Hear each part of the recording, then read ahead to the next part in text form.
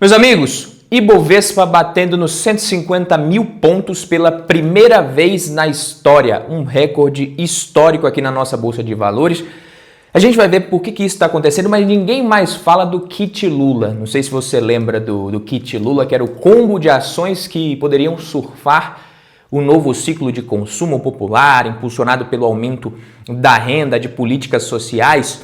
E enquanto o Ibovespa renova as máximas, máxima atrás de máxima, puxado ali principalmente por bancos, setor financeiro, empresas de utilidade pública, setor elétrico, o Kit Lula virou o meme expectativa versus realidade. Mas por que isso aconteceu? Por que o pacote de ações tão comentado ficou de lado? Será que foi só a questão fiscal do país ou tem mais coisa envolvida? Será que agora, na verdade, seria um bom momento para investir nesse tipo de ação, para se beneficiar do ciclo de queda da Selic, que pode começar logo, logo? Nesse vídeo aqui a gente vai falar sobre isso, vamos abrir essa caixa preta, olhar os números, o que os números realmente mostram, o desempenho da nossa bolsa, o momento atual, taxa Selic, indicadores de valuation, o kit aqui das ações nós vamos analisar também, comparar o desempenho com alguns dos principais índices do mercado do Brasil nesse período. É uma comparação interessante com alguns índices que mostram muito o que está acontecendo na nossa economia. Mas antes de partir para os temas, uma pausa aqui para a publi que eu faço com o maior prazer. Como eu sei que vocês vão precisar declarar o imposto de renda, essa aqui é a chance para você garantir R$120 de desconto no app Grana, no Grana App, que é o maior desconto do ano. Eles só fazem esse desconto aqui, só dão esse desconto durante a Black. Em novembro são R$120 de desconto no plano Mais Grana anual. E aí você já garante a sua declaração do ano que vem, a obrigatória, e zero dor de cabeça com imposto de renda dos seus investimentos em bolsa de valores nos próximos 12 meses. E também dá para você acessar inclusive o histórico desde 2020, para você ver se não sobrou nenhuma pendência para você pagar, que possa, às vezes, estar acumulando multa e juros aí, você nem sabe.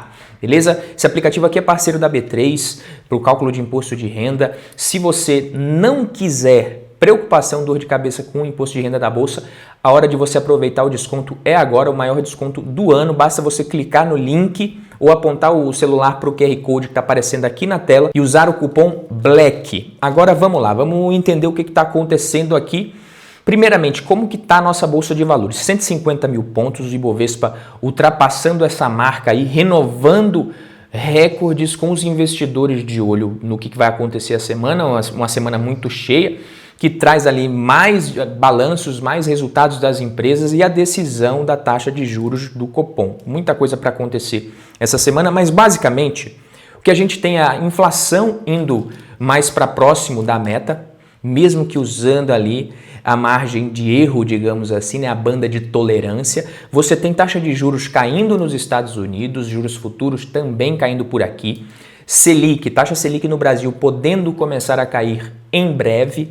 Então isso fica muito claro quando a gente olha aqui o relatório Focus. Os economistas consultados pelo Banco Central, obviamente, eles reduziram as projeções para a inflação de 2025 pela sexta vez consecutiva, de 4,56 para 4,55. Para 2026 a gente tem a expectativa mantida aqui de 4,2%, há uma semana, hoje também, mas para 2027 e 2028 a gente também teve queda, caindo de 3,82% para 3,8% em 2027 e de 3,7%, na verdade de 3,54% para 3,5% em 2028. Quarta queda consecutiva, a gente tem a terceira queda consecutiva em 2027 e a sexta queda consecutiva na expectativa de inflação para o final desse ano. Então, basicamente, esses fatores aqui explicam o otimismo na nossa bolsa. Mas o que foi o tal Kit Lula? Primeiramente, eu vou botar o vídeo aqui. Você vai voltar a comer picanha, você vai voltar a comer picanha. O brasileiro gosta de vestir bem, sim. O brasileiro gosta de coisa boa, pobre gosta de coisa boa. E você vai voltar a ver aeroporto lotado como se fosse rodoviária. De palavra virando dinheiro. Sim. Todas essas frases que eu relatei aqui foram ditas exaustivamente pelo agora presidente eleito Luiz Inácio Lula da Silva.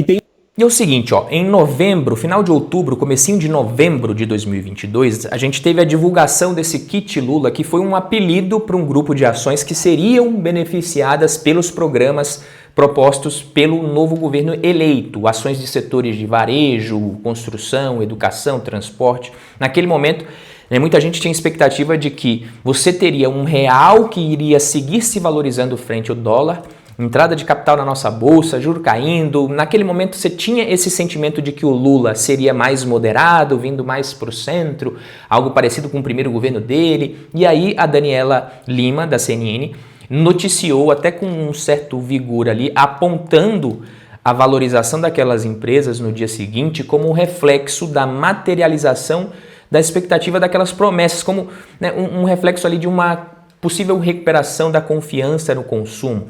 Lembrando que ela nem estava recomendando algo do tipo, falando que seriam boas opções ali, ela estava mais explicando o movimento de mercado no curto prazo naquele momento. Você vê até a cara do Nakagawa estava meio que sem graça. Acabou viralizando isso daqui, porque o pessoal, na hora de fazer os cortes, não quer saber de nada, né? Mas não foi mais ali simplesmente um comentário com relação ao movimento de curto prazo. Só que a lógica era bem simples, né? Você tem mais programas sociais, mais dinheiro no bolso da população, mais consumo. Se a massa volta a gastar, quem vende para o povão tende a lucrar mais, e foi aí que esses três nomes, nesse caso aqui, despontaram como o símbolo dessa expectativa. Lojas Renner, Assaí e CVC, né? LREN 3, Assaí 3 e CVC B3. Então a lógica era: Renner vai vender mais roupa, com mais crédito, emprego aquecido. Assaí vai dominar o atacarejo ali com uma expansão ainda mais forte. CVC surfando o turismo de classe média, principalmente com dólar em queda. Só que tem um porém, né, meus amigos? Essa narrativa ali top-down das manchetes naquele momento, ela aconteceu, mas no médio e longo prazo o mercado ele se mexe sempre com base em execução das empresas, margens de lucro, alavancagem, crédito, fluxo, e aí 3 anos depois a expectativa ela se mostrou bem diferente da realidade. A gente teve uma inflação que voltou a pressionar, a taxa de juros batendo 15%, gastos do governo subindo muito imposto, principalmente, ninguém aguenta mais imposto, o governo sem conseguir fechar a conta, né? Ao invés de cortar gasto, sempre tentando aumentar impostos desde então, brecha atrás de brecha ali, até mesmo no próprio arcabouço fiscal que eles propuseram, dando fim ao teto de gastos. O dólar acabou subindo muito também nesse período, e apesar dessa queda esse ano, agora em 2025, até final de 2024, o dólar subiu bastante, atingindo a máxima justamente no fim do ano passado. E antes da gente ver o que aconteceu com essas empresas aqui, e se alguma delas valeria a pena, a gente precisa alinhar um pouco esse momento atual. No Brasil, como eu falei, a atenção está no Copom, que vai manter a taxa Selic em 15%. E claro, o dólar vem impactando a nossa bolsa também. A queda do dólar costuma destravar apetite a risco em países emergentes, tá? Com muito impacto em bancos, principalmente empresas de commodities também, até bem mais do que varejo, porque o estrangeiro ele vem para cá querendo comprar o que é mais líquido, às vezes por meio de ETFs. Toda vez que o dólar cai, se você tem um ciclo de queda maior do dólar, você aumenta o apetite a risco para países emergentes. Estou falando isso aqui do ponto de vista do investidor global. E a lógica ela é bem simples. Se você tem queda do dólar, você melhora as contas externas desses países. O gringo ele vai para a bolsa, impulsiona setores que têm relação direta com exportação e fluxo global. E o resultado a gente já viu com o Ibovespa andando muito, o dólar caindo esse ano. Eu venho usando, inclusive, o ETF EEM para exposição em mercados emergentes. Ele replica os mercados emergentes como uma forma ali de diversificar minha exposição nessa classe um pouco fora do Brasil, algo que eu não fazia, estou fazendo. As ações de mercados emergentes, elas vão para o 10º mês consecutivo de alta. Isso está bem à frente dos pares de mercados desenvolvidos. Vou mudar aqui o gráfico para mês, para a gente dar uma olhada, e aí você vê claramente aqui, né? 1, 2, 3, 4, 5, 6, 7, 8, 9, 10 meses consecutivos de alta aqui a gente consegue, porque na Quantifury você tem o TradingView gratuito. E se a gente fechar novembro, que começou já em alta, vai ser o 11º mês. Esse ano, um ano muito bom para mercados emergentes que estão entregando um resultado maior do que Estados Unidos, mercados desenvolvidos. É claro, lembrando, a última década, mercados emergentes apanharam que nem mala velha. Esse desempenho positivo em outubro, ele foi liderado por Coreia do Sul e Taiwan, principalmente, que são mercados que tem ali exposição a empresas com um perfil bem diferente do que a gente tem aqui no Brasil. Mas apesar de ter sido puxado por Coreia do Sul e Taiwan, também foi apoiado pela maioria do universo ali dos mercados emergentes, incluindo Hungria, Colômbia, Chile, Polônia e Brasil também. Na renda fixa em países emergentes, a gente também teve o mercado subindo de forma constante, em 6 meses consecutivos de desempenho positivo. Lembrando que na hora de investir, o gringo ele não vai só para a renda variável, ele pode buscar também renda fixa, mas a América Latina e a Europa Central e Oriental continuam sendo as maiores contribuições para os ganhos acumulados do ano em mercados emergentes. E eu gosto desse ETF aqui porque ele me dá acesso a outros países sem que eu fique refém só do mercado brasileiro, do fiscal brasileiro. E quando você compara ele com o EWZ, que é o nosso índice aqui do Brasil em dólar, e o SPY, por exemplo, que mede ali o S&P 500, você vê que a dispersão, dependendo do momento do ciclo, eles se comportam de forma bem diferente. Então não é uma recomendação, tá? É só a minha forma de participar desse jogo sem colocar todas as minhas fichas no Brasil, quando eu falo aqui de emergentes como classe de ativo. Inclusive, deixa eu comprar mais umas aqui, comprar mais umas 4 cotas, né?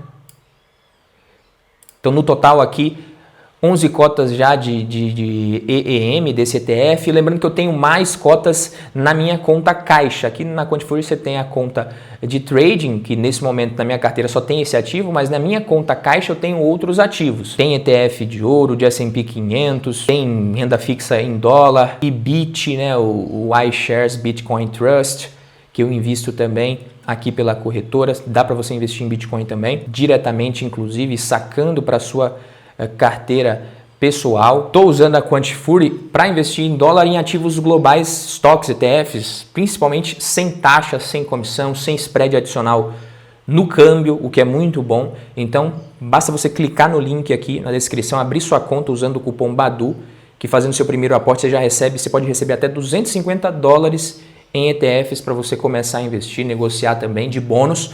Mas voltando a falar aqui das ações do KIT, enquanto o Ibovespa chegou a bater 150 mil pontos, como a gente viu, você teve o IFNC, que é o índice que representa as ações do setor financeiro, indo muito bem. Então, o nosso IFNC subiu bastante. O índice de utilidade pública também, que é o útil aqui, que é o resultado de uma carteira teórica de ativos, de acordo com os critérios estabelecidos nessa metodologia, que mede ali o desempenho médio das cotações dos ativos de maior negociabilidade e representatividade do setor de utilidade pública, que é energia elétrica, água e saneamento.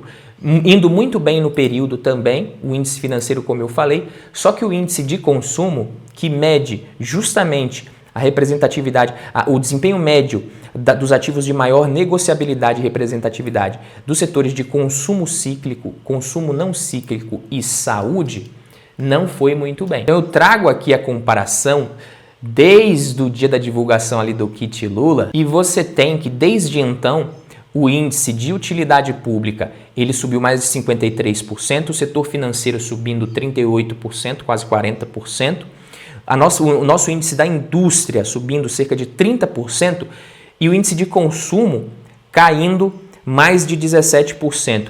O ICNS, que é um outro índice também, em que mede o desempenho de uma cesta de ativos relacionados a consumo, caindo mais de 31%. Lojas Renner caindo mais de 44% desde o dia de divulgação ali do Kit Lula, da matéria do Kit Lula. Açaí caindo mais de 58% e CVC-B3, deixa eu ver quanto que caiu desde então, a queda já é de mais de 72% até o momento. E sabe por que toda essa queda, meus queridos amigos?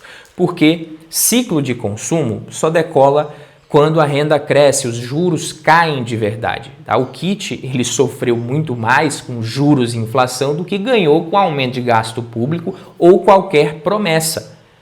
Lojas Renner, quando a gente vai observar aqui os indicadores das empresas, se eu pego aqui Lojas Renner, vamos olhar o lucro líquido, apesar do dividend yield ter aumentado, porque é óbvio, as ações caíram pra caramba, mas quando você vai observar aqui o lucro líquido nesses últimos 5 anos, você percebe que o lucro líquido ele até vem crescendo, mas não bateu ainda o patamar de 2022, então queda em 2023, em 2024 recuperação de lucro, mas não batendo, né, o patamar de 2022, talvez a gente recupere, a empresa consiga recuperar o lucro em 2025, ainda não bateu o mesmo patamar de 2022, mas a receita vem crescendo, então vamos olhar que a receita da empresa vem crescendo, e que nos últimos 10 anos a pandemia impactou muito, mas em 2021, 2022, mesmo que de forma tímida aqui, crescendo a receita e agora um crescimento maior pode acontecer em 2025. Margens se recuperando também, a margem bruta da Renner é muito boa e você vê que não sofreu muito. Isso significa que, com relação ao custo dos produtos vendidos o percentual que isso representa da receita, a empresa vem conseguindo manter uma boa margem bruta. A margem EBITDA caiu muito. Em 2029 você teve o topo aqui, recorde na margem EBITDA da Renner, mais de quase 25% de margem para uma empresa de varejo aqui é muito bom, tá? Mas 2021, 2022, 2023 atingindo aqui a mínima, que foi logo depois ali do kit Lula, que saiu na mídia, né? Mas vem se recuperando nesses últimos anos. O ROI, o retorno sobre o patrimônio líquido, vem se recuperando também. Quando você olha o ROI da empresa, foi para baixo lá em 2021, se recuperou em 2022, parecia que ia se recuperar, mas aí em 2023 caiu bastante, mas agora vem se recuperando, um crescimento de ROI tanto em 2024 quanto nos últimos 12 meses. E é uma empresa que, quando você vai olhar a dívida líquida sobre EBITDA negativa, ou seja, é uma empresa que tem dívida negativa, ou seja, tem mais caixa do que dívida, o que é muito bom quando você tem uma taxa de juros nesse patamar de 15%. Isso significa que a situação do nosso país, o consumo, essa taxa que impacta, obviamente, os consumidores, as famílias que estão muito endividadas, isso acaba prejudicando mais a empresa do que o seu próprio endividamento, a sua própria dívida, que, como a gente está vendo aqui, não é um problema. P sobre L de 11,4 pode parecer que não é muito baixo, mas quando você observa a média histórica da empresa, é um patamar aqui que você quase nunca viu a empresa ser negociada nesse patamar de P sobre L, 10,73 vezes, contra uma média de 26,91, e a Renner negociando aqui com múltiplos bem maiores, ou seja, a empresa continua lucrando, continua tendo crescimento de receita, mas os múltiplos agora parecem mais atraentes. Um dividend yield também muito maior, como eu falei, essa queda fez as ações, né, que ninguém aqui que em sã consciência estivesse buscando empresas de dividendo, buscaria, Renner cogitaria investir na empresa. Agora você já vê a empresa com um dividend yield de 5,33%, tanto que ela já aparece, inclusive, aqui, se você for ver, com upside, se você for analisar pelo preço justo segundo o método de Benjamin Graham, né, a fórmula do preço justo segundo Benjamin Graham. Dificilmente, né, a Renner apareceria aqui nesse ranking, e agora até por esse método já tem upside. Quando você observa a cotação comparado ao lucro, né, o gráfico de cotação versus lucro, você vê que de 2009 até 2019, a cotação sempre acompanhando o lucro aqui da Renner, crescimento de lucro e a cotação subindo. O que a gente teve nos últimos anos, de 2020 para cá, é as ações caindo pra caramba até 2024, e o lucro caindo, variando muito, oscilando, mas ainda mantendo uma trajetória de crescimento. Então, do ponto de vista aqui de lucro versus cotação, isso acaba mostrando que a gente pode ter talvez uma janela de oportunidade agora nessa empresa, mas é varejo, é arriscado, é complicado, como eu falei, as famílias muito endividadas no Brasil, muito mais volátil do que outros setores, como a gente viu, como é o caso de empresas de utilidade pública e do setor bancário aqui dentro. No caso de Assaí, do atacadista Assaí, é uma empresa brasileira que opera o setor de comércio e distribuição focado no atacarejo. O lucro despencou. Então vamos olhar aqui o lucro do Grupo Assaí, você vai ver que o lucro da empresa realmente desabou, saiu aqui de 1,6 bilhão para a casa dos 710 milhões e deve demorar muito para se recuperar e para bater aqui os níveis de 2021, 2022. Por que eu estou falando isso? Porque as margens caíram muito. A margem líquida, para você ter noção qual que é a margem, para você que entra num atacadista e acha que ele está lucrando pra caramba, quando você observa a margem líquida, você vê que essa margem ela já era muito pequena, na casa ali dos 3,8% e despencou para 1% praticamente em 2023, 2024 e agora começa a se recuperar, esboçando uma recuperação. Então o lucro despencou e deve demorar para se recuperar. As margens sofreram, que já são naturalmente baixas. As receitas vêm crescendo. Quando você observa aqui as receitas, dá para a gente ver tudo aqui. Apesar da receita crescer, o lucro ainda deve demorar para se recuperar, para voltar para aquele nível ali de 2021, 2022. Então foi um problema de margens mesmo. E dívida nem é tanto aqui o problema do Assaí, porque quando você olha o endividamento, a empresa tem um ROI interessante, um ROI que é saudável, não é ruim, não dá para você dizer que um ROI de 15%, 14%, 16% com a Selic nesse patamar é um ROI ruim, mas o P sobre VP também não é muito baixo, caiu muito. É uma empresa aqui que ela vai conseguir ganhar no volume, na sua própria alavancagem ali operacional, o que é bem difícil nesses momentos. Mas apesar disso, a dívida líquida sobre EBITDA aqui num patamar razoável não cresceu desde 2022 para cá, pelo contrário, sob controle. A CVC, essa sim, coitada, essa vem sofrendo muito. Lucro aqui não tem. De lá para cá é prejuízo atrás de prejuízo. Então a CVC teve lucro até 2018. Em 2019 e 2020 ela começou a ter problemas.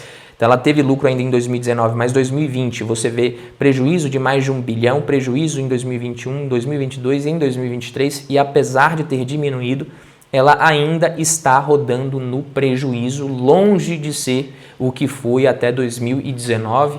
Apesar de recuperar também as margens, ela teve um problema que nasceu lá atrás, como eu falei, nem foi fruto somente da pandemia, mas já vinha com um problema ali contábil antes da pandemia, que depois a empresa iria divulgar. Então, se fosse para eu escolher uma aqui com os melhores fundamentos de longo prazo, com certeza seria a Renner. Inclusive, pensando como oportunidade também para longo prazo nesse momento, dessas três aqui, seria a Renner. Mas lembrando, é varejo, é arriscado, é volátil, tem tudo aqui. Você talvez seja um risco que você nem precise correr, você não precisa acrescentar esse risco à sua carteira. E fica a lição, né? O Kit Lula foi uma narrativa trazida ali na mídia, repercutiu muito no movimento ali de curto prazo, mas no longo prazo o mercado ele precifica ciclos e não está nem aí para as manchetes. Os investidores estão atentos nesse momento, principalmente ao exterior, depois que o presidente do Federal Reserve, o Jerome Powell, ele afirmou que há um apoio crescente dentro do comitê americano para manter os juros parados, inalterados na reunião de dezembro. Porque até agora, a maioria do mercado vinha ali prevendo uma redução nos juros nos Estados Unidos em dezembro, mas pode ser que não caia. Então, é isso, né? Enfim, a única forma de você investir é com uma alocação bem feita, como eu já falei aqui, uma carteira bem diversificada globalmente, de forma eficiente. Se você quiser aprender sobre isso, clica aqui no link, entra no nosso grupo do WhatsApp, onde eu vou compartilhar, estou compartilhando sempre insights com relação a investimentos, alguns dos meus aportes, análises de ativos, preço teto de alguns ativos também. Clica no link para você entrar no grupo, gratuito.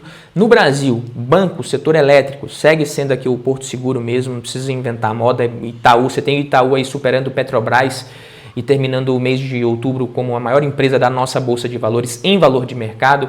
O varejo é bem arriscado, talvez seja um risco, como eu falei, que você não precise colocar na sua carteira. No exterior, gosto muito do investimento por meio dos ETFs. Esse foi o vídeo. Se você gostou, deixa o like. Acorde cedo, arrume sua cama e até o próximo vídeo. Valeu!